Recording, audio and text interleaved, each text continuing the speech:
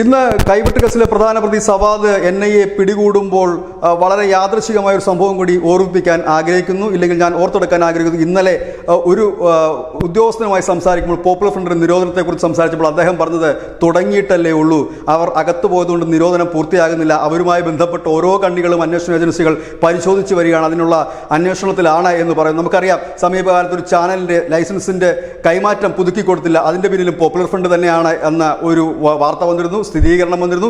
ഇത് അതിന് തൊട്ടു പിന്നാലെയാണ് ഇപ്പോൾ ഈ കൈവെട്ട് കേസിലെ പിടികിട്ടാനുള്ള പ്രതി സവാദിനെ പിടികൂടിയിരിക്കുന്നത്. ഇതോടുകൂടി ഈ കേസിലെ 31 പ്രതികളും പിടിയിലായിരിക്കുന്നു. NIA ഫയൽ ക്ലോസ് ചെയ്യുമ്പോൾ വ്യക്തമായൊരു സന്ദേശം മോദി നൽകുന്നു.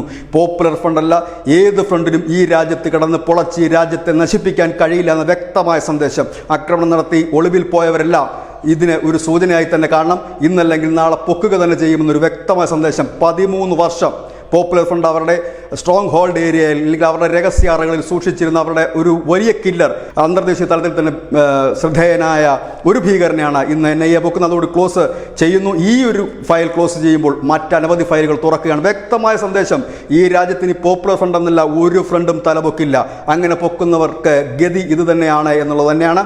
കഴിഞ്ഞ ദിവസം ആ ഉദ്യോഗസ്ഥൻ പറഞ്ഞതും അത് തന്നെയാണ്. പോപ്പുലർ ഫ്രണ്ടിനെ നിരോധിച്ചു, അവരുടെ കുറച്ചുപേരെ അകത്ത് കൊണ്ടിട്ടതുകൊണ്ട് കഥ തീരുന്നില്ല, കഥ തുടങ്ങുകയാണ് എന്ന്. ഏതായാലും ഈ അറസ്റ്റുമായി അതിന് ബന്ധമുണ്ടോ എന്നറിയില്ല.